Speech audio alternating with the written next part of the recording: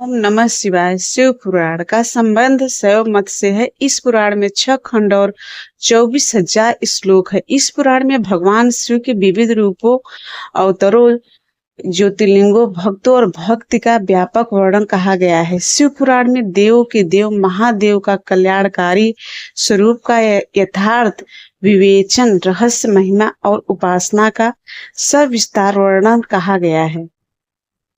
शिव पुराण में भगवान शिव की महिमा और भक्ति के अतिरिक्त पूजा पद्धति, अनेक ज्ञानप्रद आख्यान और शिक्षाप्रद कथाओं का सुंदर वर्णन और भगवान शिव के भव्यतम व्यक्तित्व का गुणगान किया गया है। भगवान शिव जो स्वयंभू है, शाश्वत है, सर्वोच्च सत्ता है, विश्व चेतना है और ब्रह्मांडीय अस्तित्व के आधार है। लगभग सभी पुराणों में भगवान शिव को त्याग, तपस्या, वात्सल्य तथा करुणा की मूर्ति बताया गया है। भगवान शिव सहज रूप से ही प्रसन्न हो जाते हैं और मनोवांछित फल देने वाले हैं। परंतु शिव पुराण में भगवान शिव का जीवन चरित्र, उनके रहन सहन, विवाह और उनके पुत्रों की उत्पत्ति के बारे में विशेष वर्णन किया गया है। इस पुराण में 6 खंड है जो निम्नलिखित हैं। पहला विदेश्वर संहिता, दूसरा रुद्र संहिता, तीसरा कोटि रुद्र संहिता, चौथा कैलाश संहिता, पांचवा वायु संहिता, छठवां उमा संहिता। शिव पुराण में 12 ज्योतिर्लिंग। शिव पुराण के कोटि रुद्र संहिता में भगवान शिव के 12 ज्योतिर्लिंग का विस्तृत वर्णन किया गया है। यह अति प्राचीन 12 ज्योतिर्लिंग रूपी शिवलिंग के साक्षात भगवान शिव का वास है। सनातन धर्म में 12 ज्योतिर्लिंग के पूजन का विशेष महत्व रहा है। इन 12 ज्योतिर्लिंग के नाम निम्नलिखित है। सोमनाथ ज्योतिर्लिंग, गुजरात के सौराष्ट्र क्षेत्र स्थित यह ज्योतिर्लिंग सबसे प्राचीन और पृथ्वी का प्रथम ज्योतिर्लिंग माना जाता है। शिव पुराण के अनुसार सोमनाथ ज्योतिर्लिंग की स्थापना स्वयं चंद्रदेव द्वारा की गई है। अर्जुन ज्योतिर्लिंग, यह ज्योतिर्लिंग भारत के आंध्र प्रदेश राज्य में कृष्णा नदी के तट पर श्रीशैल नाम के पर्वत पर विराजमान है। महाकालेश्वर ज्योतिर्लिंग, यह ज्योतिर्लिंग मध्य प्रदेश के उज्जैन नगरी में स्थित है। यह एकमात्र ज्योतिर्लिंग दक्षिण मुखी है। महाकालेश्वर ज्योतिर्लिंग की भस्मारती विश्व भर में प्रसिद्ध है। ओमकारेश्वर ज्योतिर्लिंग, ओमकारेश्वर ज्योतिर्लिंग मध्य प्रदेश में इंदौर के पास मालवा क्षेत्र में स्थित है। इस ज्योतिर्लिंग के चारों ओर पहाड़ और नदी बहने से यहाँ ओम का आहार बनता है।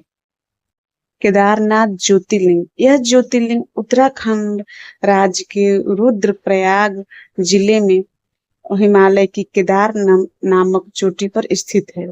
भीमशंकर ज्योतिर्लिंग, यह ज्योतिर्लिंग महाराष्ट्र के पुणे के पास सह्याद्री नामक पर्वत पर स्थित है। काशी विश्वनाथ ज्योतिर्लिंग, यह ज्योतिर्लिंग उत्तर प्रदेश के वाराणसी में स्थित है। यह ज्योतिर्लिंग की विश्वेश्वर के नाम से भी जाना जाता है। केश्वर ज्योतिर्लिंग, यह ज्योतिर्लिंग महाराष्ट्र राज्य के नासिक जिले में स्थित है। यह ज्योतिर्लिंग के निकट ब्रह्मागिरी नाम का पर्वत है। ब्रह्मागिरी पर्वत से गोदावरी नदी उद्गम स्थान है।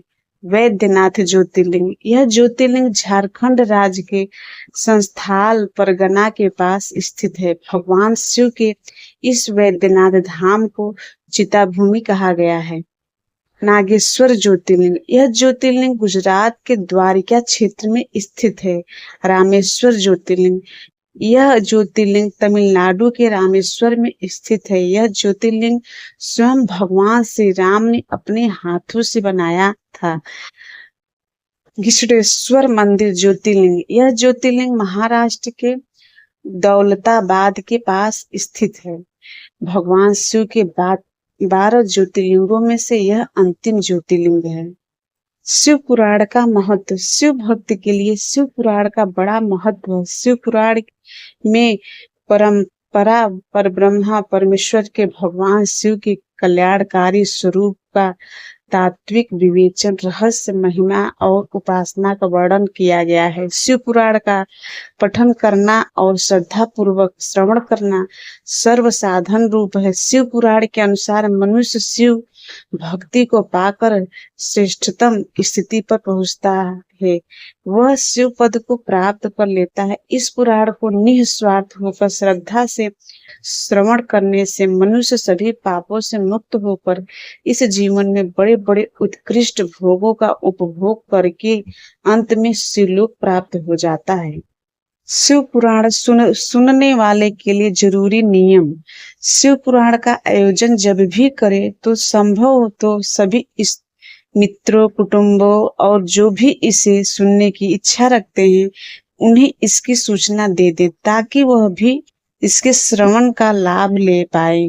शिव पुराण कथा श्रवण से पहले यह संकल्प करें कि आप ध्यान पूर्वक कथा का श्रवण करेंगे और मन को शिव जी की में लगाए रखने का प्रयास करेंगे। जब तक शिव पुराण का पाठ हर दिन समाप्त न हो जाए तब तक निराहार रहकर कथा का श्रवण करना चाहिए। शिव पुराण श्रवण और पाठ का संकल्प लेने वाले को जब तक पूरा पाठ समाप्त न हो जाए एक समय ही भोजन करना चाहिए। साथ ही भोजन सात्विक होना चाहिए। शिव पुराण की कथा श्रवण जब तक आप सुन रहे हो यानी जितने दिनों तक शिव पुराण की कथा चले तब तक मसूर की दाल, गाजर, बासी भोजन, हींग, लहसुन, प्याज, जला अन्न, सेम और हैवी भोजन, गरिष्ठ भोजन के अलावा मांस, मदिरा के सेवन से परहेज रखना चाहिए।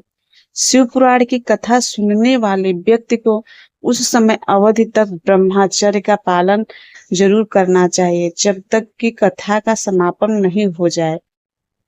हर दिन शिव पुराण की कथा आरंभ और समाप्त होने पर शिव पुराण की पूजा करनी चाहिए और अगर किसी पंडित को पाठ करवा रहे हो तो उसे प्रणाम करके दान दक्षिणा देना चाहिए।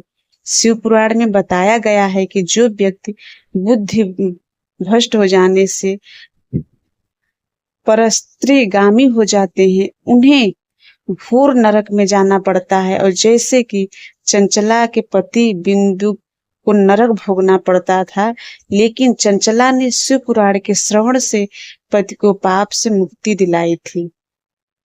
शिव पुराण की कथा में संतानहीन लोगों को गोद भी शिवजी भरते हैं। गंभीर रोगी, भाग्यहीन व्यक्ति को भी शिव पुराण की कथा से लाभ मिलता है। इसलिए भक्ति भाव और मन में श्रद्धा रखकर विश्वास के साथ शिव पुराण की कथा का श्रवण करना चाहिए। मन में अविश्वास होने पर फल की प्राप्ति नहीं होती है।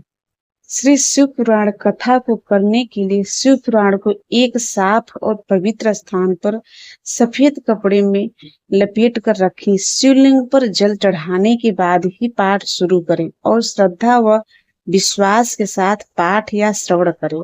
आप भगवान शिव का ध्यान करके नमः शिवाय मंत्र का जाप करते हुए कथा का पाठ कर सकते हैं।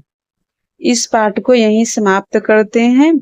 हर हर महादेव, ओम नमः शिवाय।